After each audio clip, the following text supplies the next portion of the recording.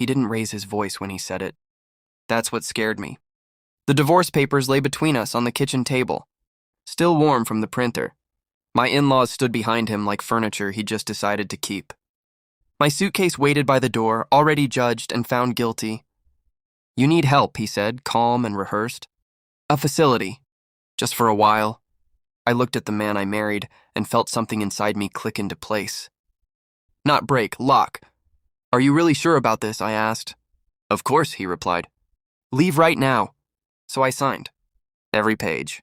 Every line. Slow. Careful. Then I stood up, picked up my bag, and walked out without crying. That was the moment he thought he won. We met in a year when I still believed effort could fix people.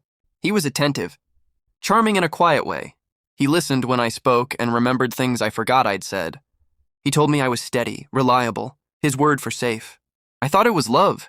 Later I realized it was inventory. Marriage didn't change him at first. It softened me. I made room. I compromised.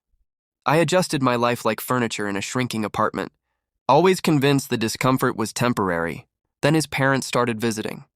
At first it was weekends, then weeks. Then one morning I woke up to their clothes in my closet and their food in my fridge. No conversation. No request, just occupation.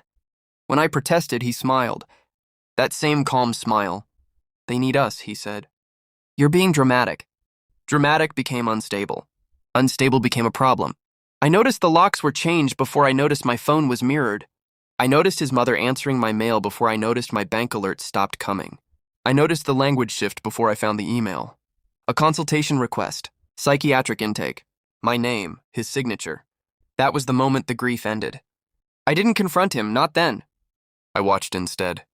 I watched him reroute my salary into a joint account he controlled. I watched him rewrite history in conversations with friends. I watched his parents slowly take over rooms, decisions, narratives. I documented everything.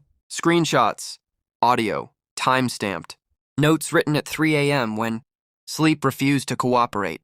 I memorized dates. I learned the law. I learned how thin the line was between concern and coercion. And I learned something else.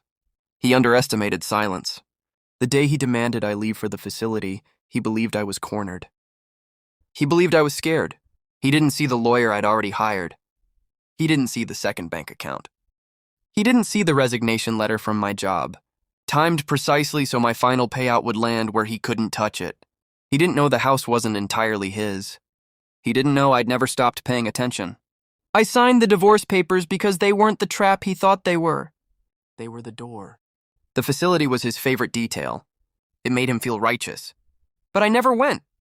I checked into a hotel under my maiden name and slept for 12 hours. Then I started making calls. By the end of the week, Adult Protective Services had questions for his parents. By the end of the month, his employer had concerns. By the time he realized my lawyer wasn't bluffing, the joint account was frozen and the house was under review. I never contacted him. That part drove him crazy. The confrontation came when he showed up at the hotel. He looked smaller, less certain. His calm had cracked into something brittle. You planned this, he said. I didn't deny it. You made me look like a monster. You did that yourself, I replied. He laughed then. A short, disbelieving sound. You think you've won? That's when I handed him the envelope. Inside were copies. Messages where he coached his mother on what to tell doctors. Records showing financial control. A timeline so clean it was almost beautiful. And this, I said, sliding my phone across the table, is the recording of you telling me I had no right to my own home. His face went pale, slowly, like a realization sinking through water. This goes public, I continued, if you contest anything. If you lie, if you come near me again. He opened his mouth, closed it. For the first time since I'd known him, he had nothing to say. The fallout was quiet. That was my favorite part. No shouting, no dramatic apology tour, just consequences unfolding with patient precision. His parents moved out under supervision. He lost his position for personal reasons. The house was sold. My share wired to me in full. People asked questions. He had no answers that didn't sound unhinged. I never corrected anyone. Now, when I think back to that kitchen table, I don't feel anger. I feel clarity. He thought power was control. I learned power was timing. He wanted me erased. I chose to be undeniable. The last thing he ever said to me was a message sent at 2:14 a.m. I never thought you were capable of this. I smiled when I read it. Neither did he. And that was his final mistake.